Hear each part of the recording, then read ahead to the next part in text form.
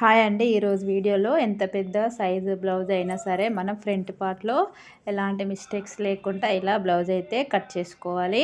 First అయితే back cutting అయిపోయిన తర్వాత ఫ్రంట్ ఇలా క్రాస్గా వేసుకోవాలి. ఇటు ఇలా మనం ఎంత క్రాస్ వస్తే అంత వేసుకోవాలి. ఇది వచ్చేసి ప్లెయిన్ బ్లౌజ్ కటింగ్. తర్వాత బ్యాక్ క్రాస్గా వేసుకోవాలి. ఈ విధంగా సేమ్ బ్యాక్ పార్ట్ ఎలా ఉందో అదే విధంగా మార్కింగ్ చేసుకోవాలి. ఇది ప్లెయిన్ బ్లౌజ్ కాబట్టి క్రాసు కొంచెం ఎక్కువగానే వేసుకోవాలి. తర్వాత neck, back neck, front neck అన్నీ డ్రా చేసుకోవాలి స్కేల్ తోటి ఈ విధంగా. తర్వాత వచ్చేసి ఫ్రంట్ నెక్ హైట్ వచ్చేసి 7 ఇంచెస్. ఇది చాలా పెద్ద సైజు బ్లౌజ్ అండి. కటింగ్ వచ్చేసి చెస్ట్ లూజ్ వచ్చేసి 11.5 అంటే మీరే 11ని 4 ఫోల్డింగ్స్లో టేప్తో కొలుచుకోండి ఎంత వస్తుందో. 46, 47 దాకా అయితే వచ్చేస్తుంది. ఇలాగా మనం పైన ఖర్చు వదిలేసుకొని ఫ్రంట్ నెక్ ఇలా చెక్ చేసుకోవాలి. ఇలాగా చూసారు కదా ఎంత కరెక్ట్గా వచ్చిందో. ఇలాగా మార్కింగ్ చేసుకోవాలి. తర్వాత వచ్చేసి ఇలా ఫ్రంట్ పార్ట్ హైట్ ఇలా చూసుకోవాలి. పైన ఖర్చు వదిలేసుకొని కింద మనకి మెయిన్ డాట్ దగ్గర వరకు చూసుకోవాలి. ఈ విధంగా ఒకసారి టేప్తో ఇలా కొలుచుకోవాలి. ఇక్కడ చూసారు కదా 15 ఇంచెస్ అయితే వస్తుంది. మీకు కనిపిస్తుంది అనుకుంటే చాలా పెద్ద సైజు బ్లౌజు. 15.5కి మార్కింగ్ చేసుకోవాలి.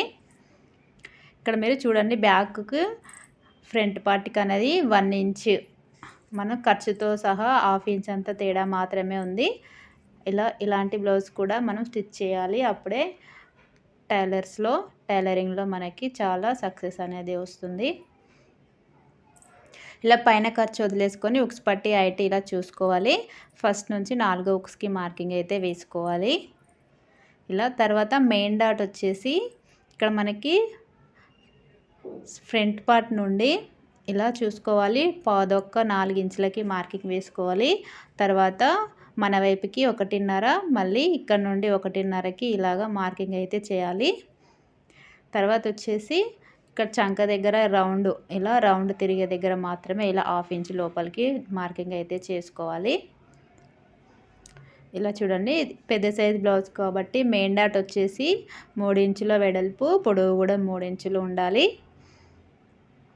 ఇలా చంక దగ్గర చూసారా రౌండ్ నేను కొంచెమే లోపలికి మళ్ళీ రౌండ్ తిరిగే దగ్గరికి ఇలా స్ట్రైట్గా కట్ చేసుకోవాలి. నెక్ వైపు కూడా సేమ్ ఇదే విధంగా మార్కింగ్ చేసుకోవాలి. ఇలా ఇప్పుడు మీరు చూడండి నేను ఉక్స్ పట్టి వైపు కొంచెం 1/2 ఇంచ్ ఎక్స్ట్రాగా ఖర్చు వదిలేసుకొని కట్ చేశాను.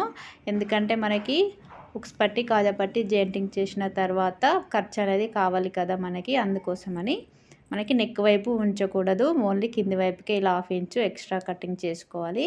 ఇక్కడ కూడా మనకి సైడ్కి కూడా ఈ విధంగానే కట్ చేసుకోవాలి.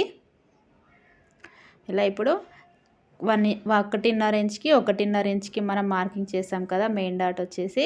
ఇప్పుడు అక్కడ చిన్న టక్స్ అనేవి ఈ విధంగా పెట్టాలి. మనకి 2 డాట్స్ ఈక్వల్గా సమానంగా వస్తాయి. ఇప్పుడు ఇక్కడ రౌండ్గా ఇలా మెయిన్ డాట్ దగ్గర ఇలా రౌండ్గా పెద్ద చెస్ట్ ఎక్కువగా ఉన్న వాళ్ళకి ఇలా రౌండ్గా కట్ చేయాలి. స్ట్రైట్గా కట్ చేయకూడదు. వీడియో నచ్చితే మాత్రం లైక్ చేయండి ఫ్రెండ్స్. మా ఛానల్ని ఫస్ట్ టైం చూస్తే